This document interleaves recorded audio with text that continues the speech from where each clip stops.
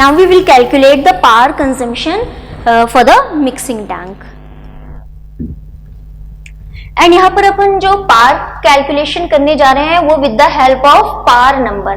Power number is a dimensionless number and power number NPO is the function of Reynolds number of mixing and Faraday number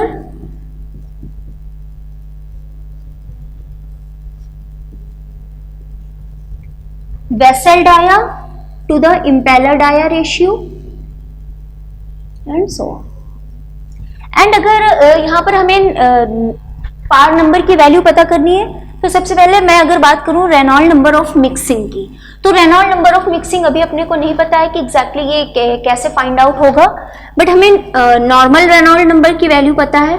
formula normal Reynold number is what, dv rho over mu, dv rho over mu. अब अगर मैं यहां पर v की जगह n times di substitute कर दूं, di is the impeller dia and n is the impeller speed. अगर मैं इसके यूनिट की बात करूं तो metre and revolution per second, तो metre per second exactly v की ही यूनिट आती है. एंड यहाँ पर जो डाया है वो हम यहाँ पर इम्पेलर डाया लेंगे, तो ये जो रेनॉल्ड नंबर है ये रेनॉल्ड नंबर ऑफ मिक्सिंग में कन्वर्ट हो जाएगा. Reynold number of mixing di v is equal to n times di rho over mu. So particle Reynolds number of mixing will be equal to di square n rho by mu. This is the Reynolds number of mixing.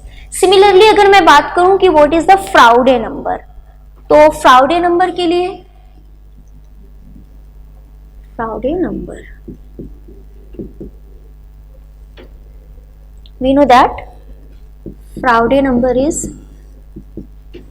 under root the ratio of inertia force to the gravitational force.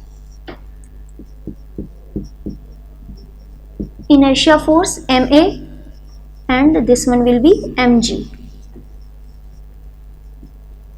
मैं मास को लिख रही हूं area density into volume, density volume को DI cube लिखा मैंने. ठीक है, मैं किसके टर्म में लिख रही हूँ, इक्विवेलेंट जो इक्विवेलेंट पैरामीटर्स हैं या कह सकते हैं कि लीनियर टर्म जो पैरामीटर्स ऑफ एनी फ्लूइड और can say the parameters of any equipment उसके टर्म में लिख रही हूँ. जैसे कि हम लोग लिखते थे वहां पर रेनॉल्ड नंबर में रो v स्क्वायर डी स्क्वायर. ये हो गया m एंड a को मैं लिखूंगी v by t. Similarly rho di cube into g. Rho di cube है तो इससे मैंने लिखा di square and di by t and v. di by t is also v. Similarly di cube times g. Faraday number will be equal to rho di square v square over rho di cube g.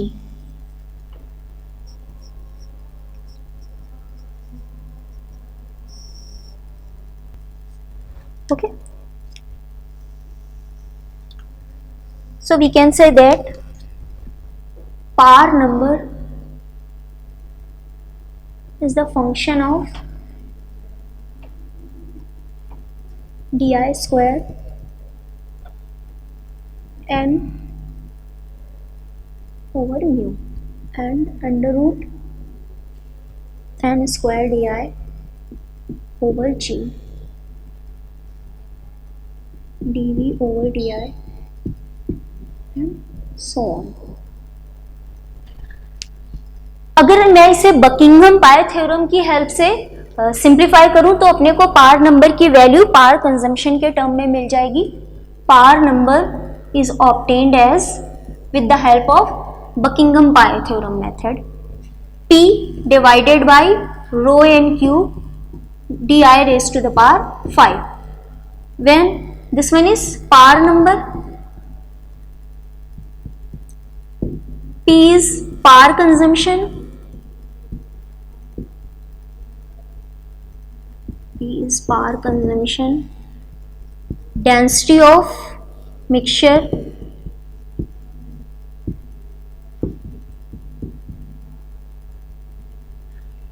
and impeller speed,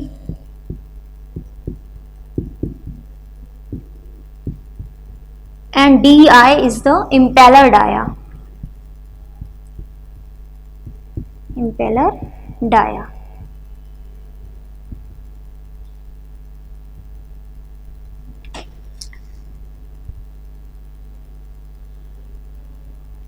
अभी अगर मैं बात करूं कि laminar and turbulent अलग अलग regimes के लिए पावर कंजम्पशन की वैल्यू क्या होगी, तो वो हम कैसे कैलकुलेट करेंगे with the help of a graph.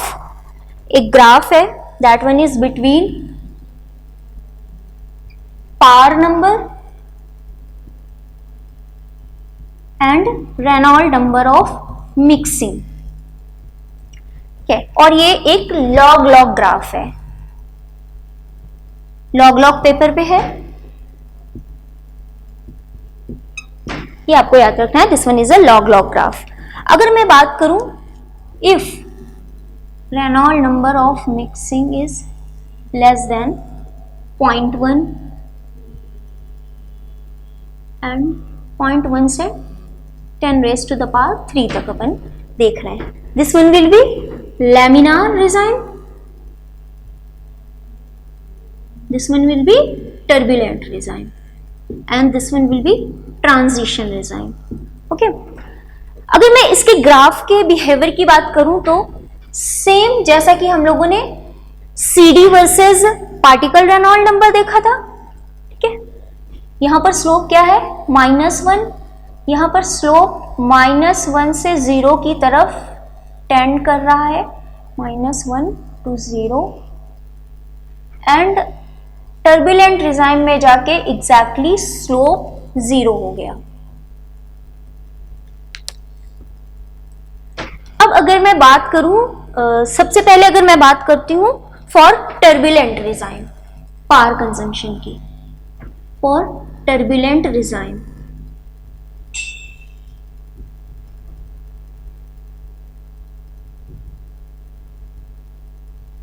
Turbulent regime की अगर मैं बात करूं तो ये जो स्लोप है ये एक हॉरिजॉन्टल लाइन है. हॉरिजॉन्टल लाइन है मतलब कि स्लोप 0 है. स्लोप 0 है तो अगर इसको अपन देखें तो यहाँ पर पावर नंबर की वैल्यू कांस्टेंट है, ये कांस्टेंट पावर नंबर कहलाएगा. तो मैं अगर बोलूं पावर नंबर कांस्टेंट है, पावर नंबर की value P by rho n cube di raised to the power 5 will be constant. Okay, so we can say that P is directly proportional to n cube di raised to the power 5. This one is the formula that will be used for the power consumption in case of turbulent regime. यहां पर अगर मैं assumption की बात करूं तो यहां पर assumption है that density is constant. Assumption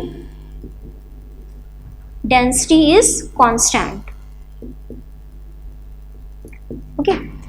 Similarly, मैं लैमिनार रिजाइम के लिए पावर कंजम्पशन की बात करूं तो क्या वैल्यू आएगी for laminar regime.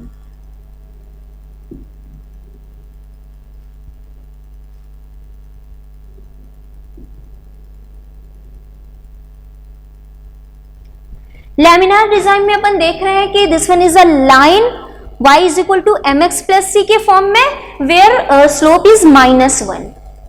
y is equal to mx plus c type straight line है वेयर ये लॉग लॉग ग्राफ है तो log y, log power number will be equal to -1, x है Reynold number of mixing plus c, मतलब कि कोई constant.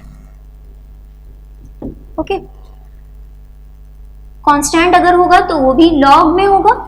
यहां से मैं लिख सकती हूं log power number, this one will be also in log form, -1 x की जगह log Reynold number of mixing. Okay, ये आप लोगों को गलती नहीं करनी है।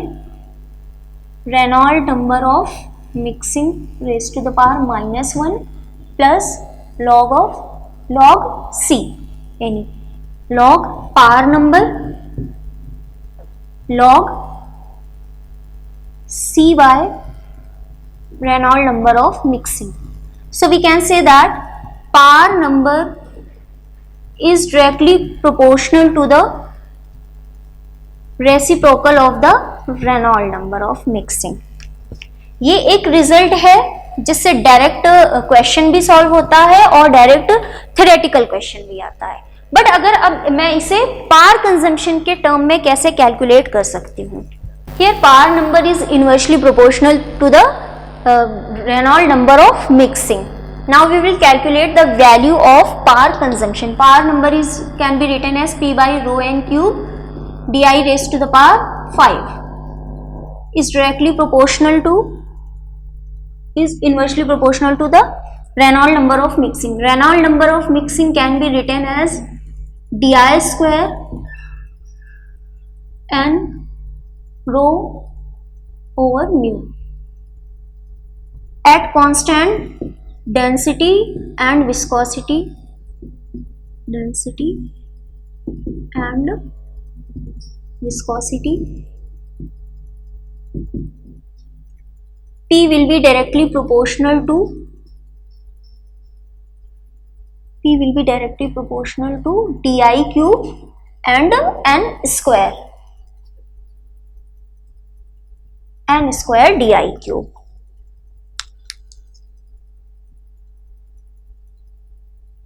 This one is the formula for the calculation of the power consumption in case of laminar flow, and this one is the formula for the power consumption for turbulent flow. Guys, it's all about the conceptual part of the mixing chapter. Now we will discuss some numerical problems based on the mixing chapter. Now we will discuss some numerical problem based on the mixing chapter. अगर अपन बात करें question number 9.1 की, then to keep the power input constant for a stirred vessel operating under fully developed condition, fully developed turbulent flow condition, and in bracket उन्होंने mention भी कर रखा है that constant power number if the impeller diameter is increased by 20%, the impeller speed should be decreased by a factor of. इन्होंने mention किया कि कौन से अपन टर्बुलेंट रीजन में है, एंड टर्बुलेंट रीजन में कांस्टेंट पावर नंबर होता है, and power number is what for turbulent region, power number is constant, and इस केस में P is directly proportional to n cube di raised to the power 5। ये हम लोगों ने calculate किया था। अभी ये बोल रहे हैं to keep the power input as same। अभी क्या है, पावर कंजम्पशन भी सेम रखना है। Then n cube di raised to the power 5 in previous case will be exactly equal to the n cube di raised to the power 5 in case second। Okay, case second में ये क्या बोल रहे हैं कि यहां पर n cube di raised to the power 5, here n cube in case second, okay, and यहां पर ये क्या है, सेकेंड केस में जो डायामीटर है वो फर्स्ट केस का 120% है, 20% इंक्रीज किया गया, तो अभी क्या हो गया completely 120%, means 1.2 times, 1.2 times of the diameter in previous case. Okay, now what will be the value of N2 over N1? N2 over N1 की वैल्यू बोलूं या मैं बोलूं N1 over N2? N1 over N2 will be 1.2, di will be cancel out, raised to the power 5 and raised to the power 3. Now the value of N1 over N2 will be as 1.2 raised to the power 5 by 3.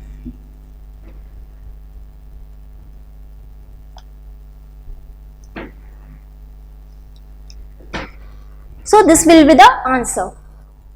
The next question is 9.3. Consider the scale up of a cylindrical baffled vessel configured to have the standard geometry in order to maintain an equal rate of mass transfer. ये जो line लिखी हुई है an equal rate of mass transfer, आप लोग उसे underline कर लीजिए. ठीक है, मैं अभी इसका मतलब समझाने वाली हूं कि for the equal rate of mass transfer इसका एग्जैक्टली मतलब क्या है. Under the turbulent conditions for a Newtonian fluid the ratio of the agitator speeds should be, the data is given as N1 and D1 are the agitator speeds and vessel diameter before scale up, and N2 D2 are the agitator speed and vessel diameter after scale up. Okay, ये एक question है. मैं अगर आपकी workbook में question number की बात करूं, the question number in your workbook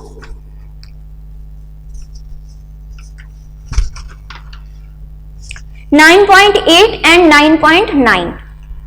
अभी क्या है 9.3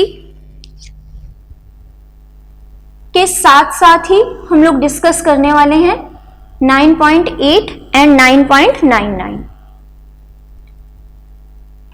9.8 एंड 9.9.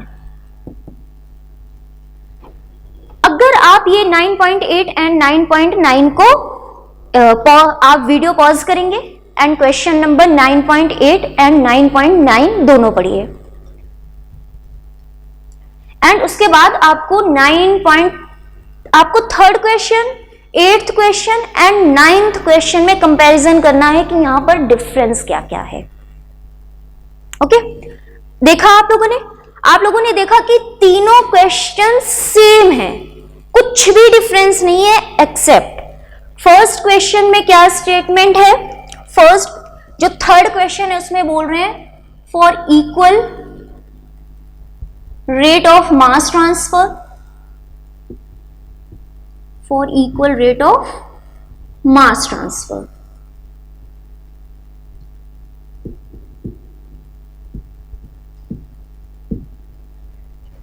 एट्थ क्वेश्चन में क्या स्टेटमेंट है जो सिर्फ नाइन्थ क्वेश्चन से जो अलग है, for equal rate of liquid flow, for equal rate of liquid flow. And ninth question में क्या है, फॉर इक्वल रेट ऑफ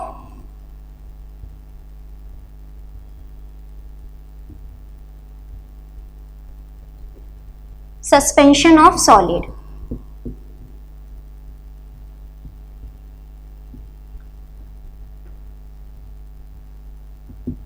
ये तीनों क्वेश्चन को आप मार्क कर लीजिए, बहुत ज्यादा इंपॉर्टेंट है.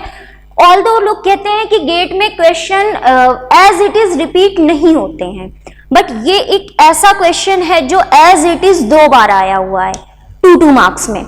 तो बस कुछ तो इसमें कॉन्सेप्ट होगा, कुछ तो अच्छा होगा, कुछ नया कॉन्सेप्ट होगा, कुछ इनोवेटिव होगा, तभी एक सेम क्वेश्चन रिपीट हो रहा है 2 बार 2 मार्क्स में. ओके, और सेम है. आप अगर फर्स्ट वाले क्वेश्चन की बात करें for equal rate of mass transfer, तो वो तो आप किसी तरह से मास बैलेंस अप्लाई करके सॉल्व हो जाएगा, ठीक है, उससे आपका आंसर भी आ जाएगा। लेकिन जहां पर बात आती है for equal rate of liquid flow या इक्वल लिक्विड मोशन भी इसे बोलते हैं, for equal liquid motion, and third case for equal rate of suspension of solid. तो इन दोनों में तो ये दोनों केसेस में अपने को कोई भी हिंट नहीं मिल रहा है, तो मैंने इसलिए आप लोगों को इसे इंपॉर्टेंट मार्क करने को बोला क्योंकि ये इसके लिए एक स्पेसिफिक अप्रोच है। ये क्वेश्चन एक स्पेसिफिक अप्रोच से ही सॉल्व होगा। अगर आपको वो अप्रोच आती है देन 2 मार्क्स का क्वेश्चन विद इन सेकेंड्स आप सॉल्व कर सकते हैं। उसके लिए आपको 3 स्टेप्स सिर्फ याद रखने हैं। अगर मैं सॉल्यूशन की बात करूं तो सॉल्यूशन के लिए आपको पता होना चाहिए the ratio of N1 to N2.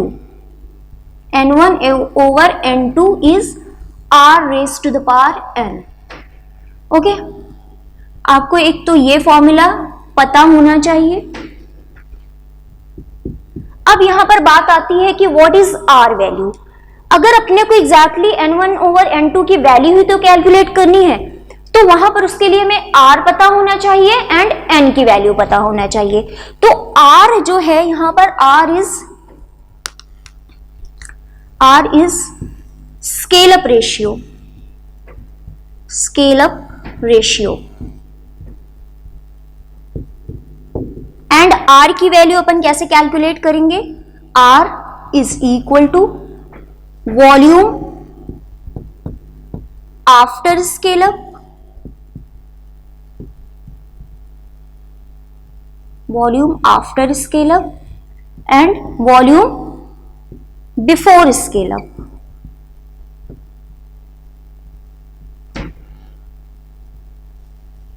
Raised to the power 1/3. Okay, and what about n values? अगर n values की मैं बात करूं तो n के लिए भी आप एक सेपरेट टेबल बना लें। N is equal to 1 for equal liquid motion,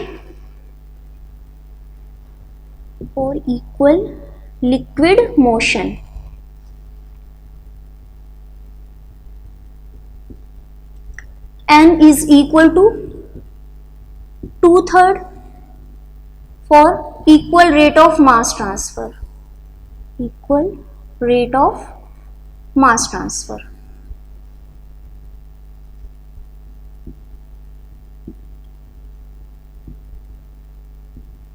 and N is equal to 3/4 for equal suspension of solid.